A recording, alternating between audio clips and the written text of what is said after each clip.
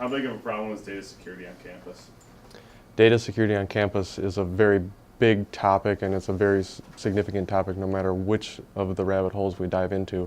But if we focus, say, on just the topics of security that are related to students that would affect everybody on campus, like phishing and malware, it's a huge problem.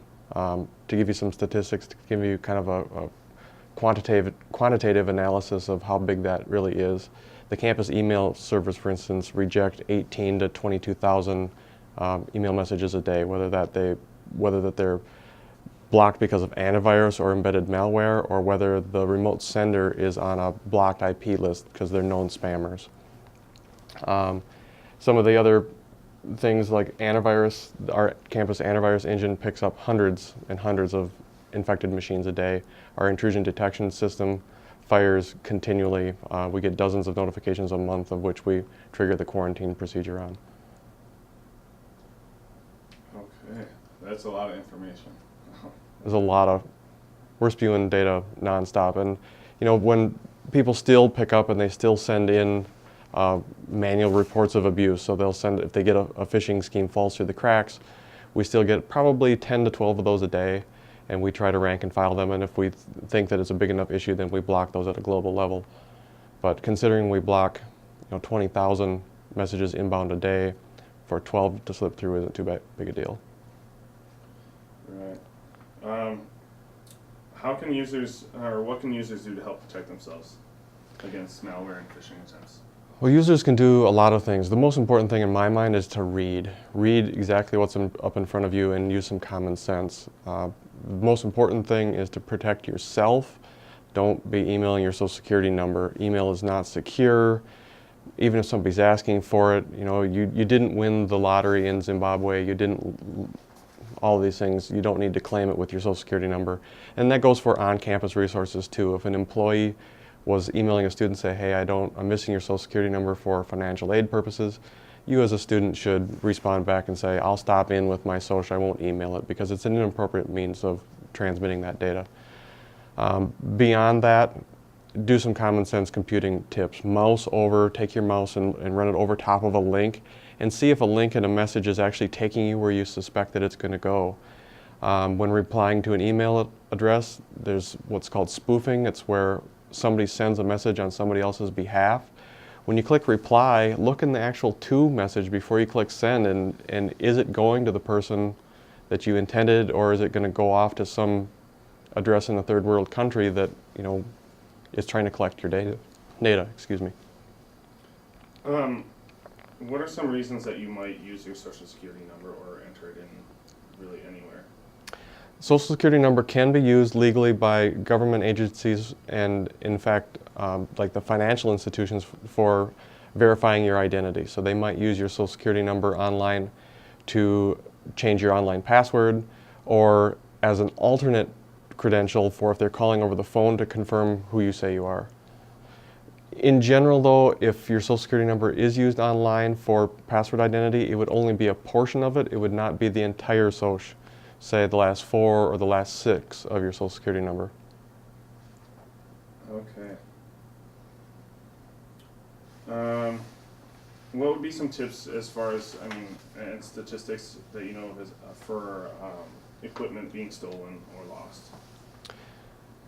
Every now and then, campus machines, assets that the university is assigning, university laptops, both to employees and students, are lost. On average, I would say we lose between 10 and 15 of them a year. Last year was a little bit higher than that. We lost 22 or 23 machines. The majority of those were students. We did have a couple faculty and staff machines broken out of their car, for instance, while they were in a parking lot. But all told, I think we have 43 open investigations of missing machines. It's a big problem. It's a huge problem for students that are maybe a little bit naive if they're over in the lower hyphen or the smog someplace, and they think that they can just step to the restroom and leave their laptop on a table, or leave their backpack on the floor with their laptop in it. Even in the library, machines are disappearing. People notice, look around, they'll watch somebody get up and walk away, and the laptop disappears. Here you have something on using a separate email for certain accounts. Can you talk a little bit about that and why you might want to do that? Sure. Using separate emails for different functions is a really good way to protect yourself. Split a separate email address for your business, maybe your classes, your online purchases, and if you're sign up to online forums or something really crazy, use a really junk email address. And make sure that you don't set the passwords to them all to be the same. When you're signing up for a lot of these online resources, they require that your account with them is your email address, and a lot of people, even though it's bad practice, set the passwords to be the same. And if all of your emails are linked together, your online identity is only as secure as your most insecure site that you're signed up for. So if you split those things out and you don't have the same email addresses and passwords for all these sites, do your online banking with one with a big password that you don't give out to anybody else, so that if your online bank requests a reset, it goes to a place that's not filled full of spam and is not going to be virus infected. Okay, wait, before we go on, we go back to the computer stealing thing. If somebody takes a computer, even like out of the library or something like that, what would they use that for, since, you know, they're locked with all passwords and things like that? Can somebody, I guess, break into it still and access all your information?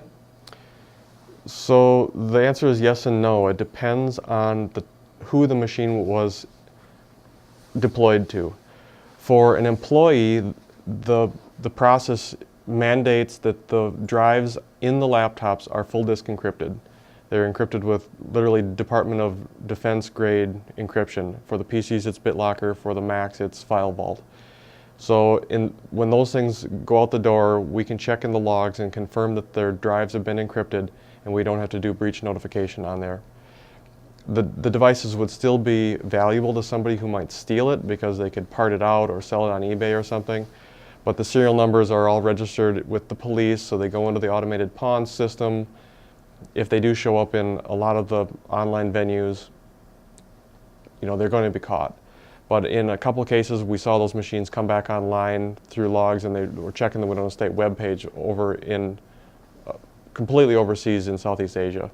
So they're being shipped overseas, sold someplace where local law enforcement can't recover them. Students, on the other hand, those machines are being deployed without BitLocker or File Vault because of the time required in order to do the deployment. So they're not as secure from a data perspective that's stored on them, but from an institution's perspective, a student shouldn't be storing lots of other student data or any other private data. They might have a few things of their own on there. But you know, we've really done a pretty good job. And again, in order to break into it, you'd have to have a username and password. So the majority of people are just formatting the drives and parting them out. Thank you. Then back to online purchases. Talking about credit cards and how to stay safe with that, and debit cards that are linked to your bank accounts and such. Absolutely. Another really key piece of protecting your online identity is to separate your purchases onto a separate dedicated credit card. I can't stress to you enough not to use a debit card for online purchases, because your debit card is always linked to your source of liquidity in terms of your financial status. It's linked to your checkbook, which is where your paycheck goes in, your paycheck goes out, right? You're paying bills out of that. When fraud happens on a debit card, it's much more difficult to rebut that purchase with your financial lender, because the funds have already been taken out of your account and they're gone, right? There's no reason for them to give that money back. Versus if you have a dedicated credit card, you can spot that bill, set an upper limit on it if you know, more than what you'd ever possibly do for a given month. Set it something low so that if somebody does get a hold of it, they don't go haywire with it.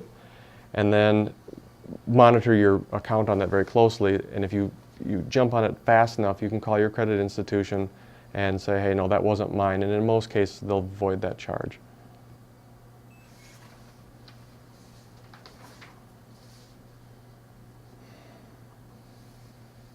Still with a little bit online stuff, with passwords, what are your suggestions on that? I mean, creating passwords, that is. Most people's data, in fact, most data, period, is the easiest thing to get to it is to get a hold of somebody's username and password. So the password and the complexity of it is very important. Number one, don't use the same password for all of your resources. If your Facebook account was a password, it's linked to a specific email. If Facebook was hacked, now they automatically know your password to your email account. So split those passwords out. Don't have the same password for all the sites. And the number one thing that people then do is they say, well, I have too many passwords, I can't remember. Get yourself a good password safe. A password safe is an application that you enter a single password, and it's like a database that stores all of your websites, all of your email addresses, and what the passwords are to those specific sites. It puts some sanity into the multiple accounts that we have anymore. But it offers a lot of additional security having multiple passwords at multiple sites. The second thing is make sure that you use something like a passphrase instead of a password. Use my dog's name and, that they used to jump in my lap or something, but make it a phrase, a sentence, using mixed case, uppercase, lowercase. Substitute exclamation points for I's, or ones for I's, or zeros for O's. It makes it much more difficult to crack those passwords. Then also, you mentioned how you should have multiple passwords for multiple accounts. What's a good number to have? I mean, should you have a different password for every account that you have, or can you use it for a couple of different sites if they're similar, like an eBay and like a Amazon accounts, you'd have the same password sort of deal, or what's your suggestion? I would always recommend having a separate password for every site. There was a well-known online white hat hacker recently whose accounts were all linked together.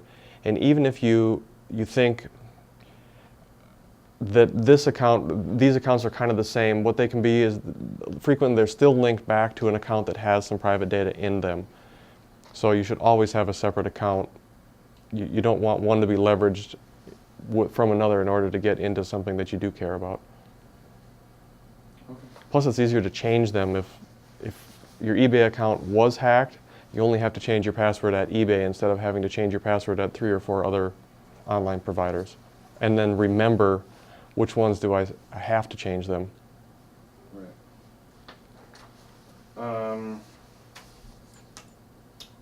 I guess just as a summarization, I mean, what would be your main or key points to students and faculty here at Winona State? Separate work from play. Make sure that you know where your data is. Back it up, but back up your data, securely, especially for faculty and staff. Back up your data to the network. Don't back that up to external USB keys, because your data on your laptop is pretty well protected because it's in an encrypted state. Don't back it up and put it on a USB key that is really easily lost. Make sure you change your password. Make sure you lock your machine, and don't share your computers with other people, because your username and password is really your online identity.